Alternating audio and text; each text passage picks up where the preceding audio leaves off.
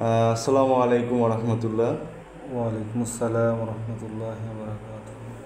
প্রিয় বন্ধুরা, আজকে আমরা মূলত আলোচনা করতে যাচ্ছি একটি বিখ্যাত বই নিয়ে। প্রতিদিন চিন্তা আছে যে বইয়ের আমরা একটা গল্প নিয়ে আমরা কথা বলবো। আমাদের সাথে আছে আমার শ্রদ্ধেয় বড় ভাই হাসনাত মজুমদার। তিনি সহ আলোচক। তিনি বইটি পড়ে যে গল্পটি নিয়ে আমরা আলোচনা করব তার সম্পর্কে বলবে, আমিও আমার মতামত রাখবো। তো আজকে আমাদের যেই আলোচনার বিষয়বস্তু যেই বইটা, সেই বইটা হচ্ছে 2017 সালে ফেব্রুয়ারিতে প্রকাশিত হয় বইমেলায়। বিখ্যাত বই প্যারাডক্সিক্যাল সাজিদ, লিখেছেন আরিফ আজাদ। তার যে প্রথম খণ্ড, সেখানকার তার প্রথম যে গল্পটা আছে, সেই গল্প হচ্ছে একজন অবিশ্বাসীর বিশ্বাস। একজন অবিশ্বাসীর বিশ্বাস নিয়ে আমি প্রথমেই অনুরোধ করব আমার ভাইয়াকে, আপনি কিছু বলেন। জাযাকুমুল্লাহ খাইরান। আসলে আমরা এমন একটা সমাজের মধ্যে বসবাস করি, এখানে বিশ্বাস এমন একটা বিষয় যেটা প্রত্যেক মানুষই নির্দিষ্ট কোনো বিশ্বাসের উপর আছে। আবার কিছু কিছু মানুষ আছে যারা অনেক ভুল বিশ্বাসের উপর থাকে। তো এখানে প্যারাডক্সিক্যাল সাজিদে যে বিষয়গুলা নিয়ে কথা বলছে, মূলত এখানে যারা স্রষ্টাতে বিশ্বাসী না, এ মানুষদেরকে একজন স্রষ্টার সঠিক ধারণাটা যে মানুষ বুঝতে পারে, সেজন্যই এই বইটাতে খুব সুন্দরভাবে আলোকপাত করা হয়েছে। আপনি সাজিদ, এই যে বইটা প্রথম যে গল্পটা পড়ছেন, সেখানে যে সাজিদ যে চরিত্রটা নিয়ে আমরা পড়ছি, এটা সাজিদকে কেমন লাগছে আপনার প্রথমত? সাজিদ কি আসলে, সে কেমন ধরনের ব্যক্তি ছিল? আসলে এটা আমাদের সমাজের মধ্যে অহরহ হচ্ছে। প্রথম অবস্থায় একটা মানুষ, একটা বাচ্চা তার ইসলামিক ফ্যামিলিতে বড় হচ্ছে। দেখা যাচ্ছে যে একটা পরে বয়সের ইয়েতে গিয়ে, পড়াশোনাতে উপরের দিকে গিয়ে বন্ধুদের ইয়েতে পড়ে সে আস্তে আস্তে নাস্তিক্যবাদের দিকে ধাবিত হয়। এটা ছাড়াও অনেকগুলো কারণ থাকতে পারে একটা মানুষের মধ্যে অবিশ্বাস ভর করার ক্ষেত্রে। তো এরকমই একটা বিষয়।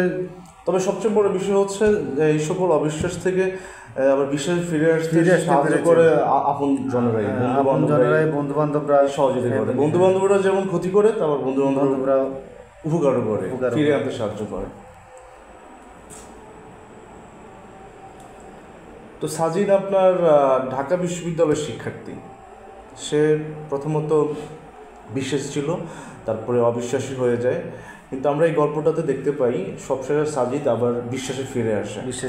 তো সেখানে তার বন্ধু তাকে হেল্প করে, তার বন্ধু তাকে কিছু কথা বলে। এর মধ্যে একটা সবচেয়ে ভালো একটা কথা বলছে, এটা আমার খুব ভালো লাগছে। সেটা বলছে, আমরা আসলে সবাই বিশ্বাসী, অবিশ্বাসী বলে কোনো মানুষ নাই। সবাই বিশ্বাসী, সবাই কোনো না কোনো বিশ্বাসের মধ্যেই আছি। তবে চূড়ান্ত বিশ্বাস, চূড়ান্ত চিন্তা, সেটা হচ্ছে ইসলাম।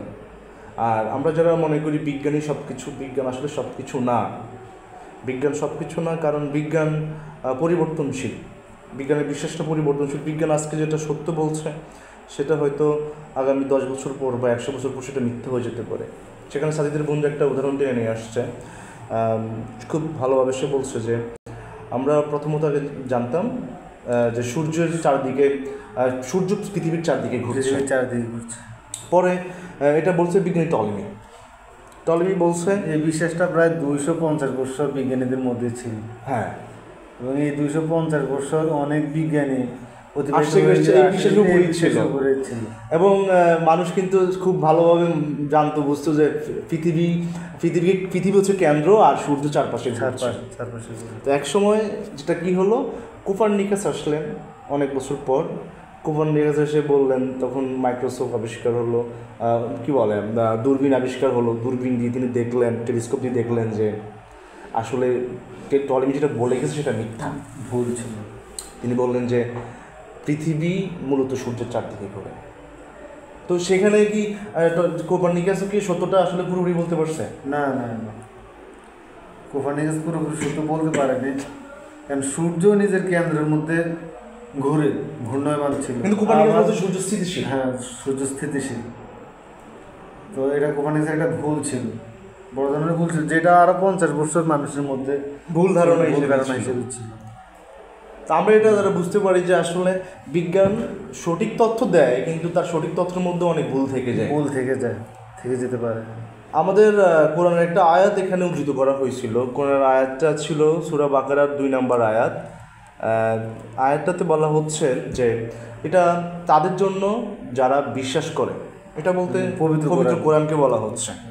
তো সাজিদের বন্ধু সাজিদকে বলছে যে যদি বিজ্ঞানী সব কিছু হতো তখন হয়তো বা আল্লাহ তাআলা বলতো এই বিজ্ঞান তাদের জন্য যারা বিশ্বাসী, যারা বিজ্ঞান মনস্ক।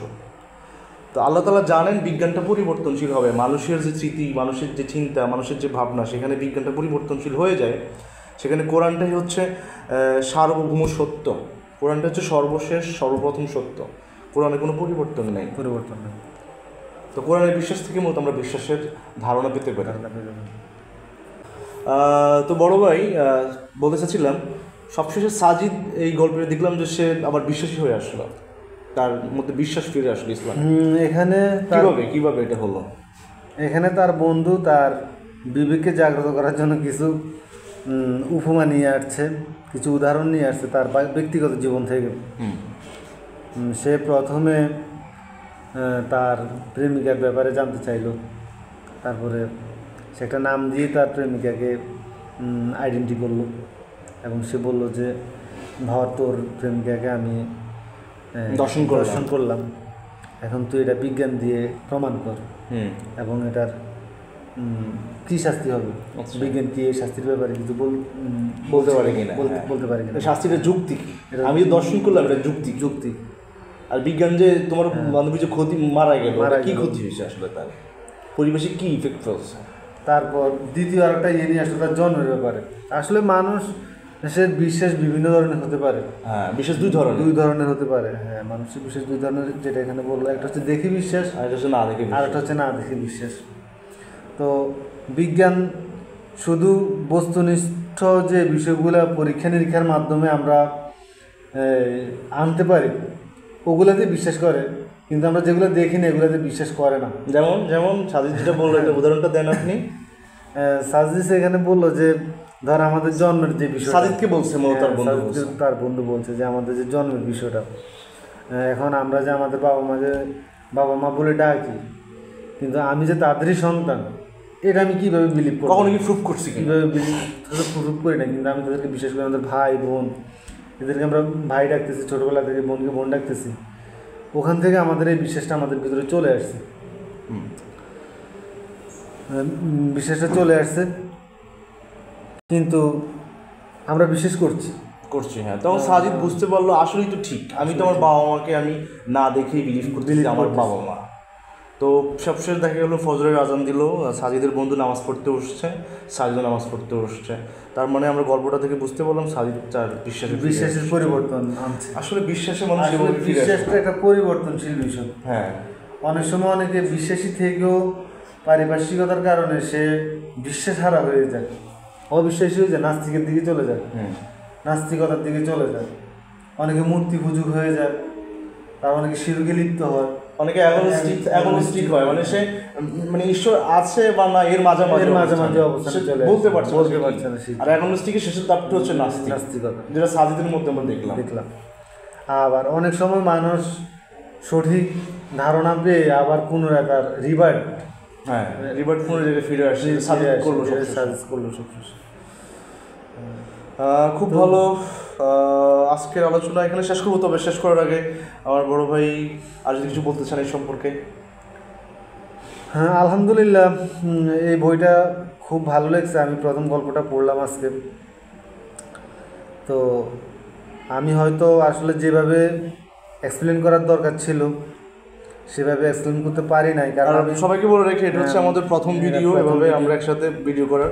তবে দর্শকদের উদ্দেশ্যে বলে রাখি, আমরা প্রতিদিন চেষ্টা করব এই বিভিন্ন টপিক্সের উপরে। প্রথমত আমরা প্যারাডক্সিক্যাল সাজিদের যে প্রত্যেকটা গল্প আছে সেটা নিয়ে আমরা ডিসকাশন করব, আলোচনা করব, আপনাদেরকে জানাবো, আপনাদের মতামত চাইবো। আশা করি আমাদের আলোচনার ভুল ত্রুটি কাটিয়ে যে সঠিক বার্তাটা আপনাদের কাছে পৌঁছাবে সেটা আপনাদেরকে ইসলামকে চিনতে সহজ করবে, ইসলামকে জানতে সহজ করবে। এই প্রত্যাশা রেখে সবার সুস্বাস্থ্য কামনা করছি। ভালো থাকবেন। আল্লাহ হাফিজ। আল্লাহ হাফিজ।